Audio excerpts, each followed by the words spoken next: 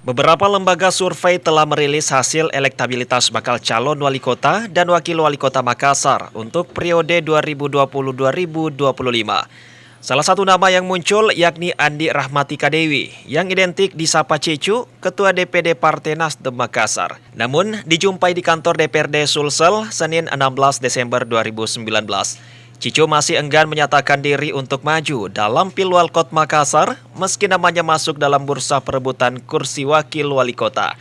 Pasalnya ia merasa baru di dunia politik dan masih menunggu perintah partai serta respon masyarakat.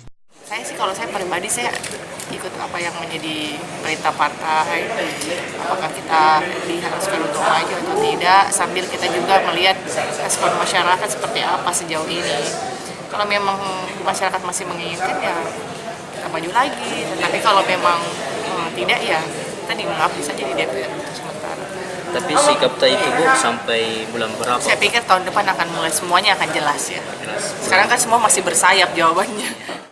Cicu rencananya akan menentukan sikap pada awal tahun 2020 mendatang dan memaklumi bakal calon lain yang mengklaim sudah mendapatkan rekomendasi dari Nasdem, meski partai belum menentukan sikap. Fajar Alwi, Fajar TV dan Fajar Radio melaporkan.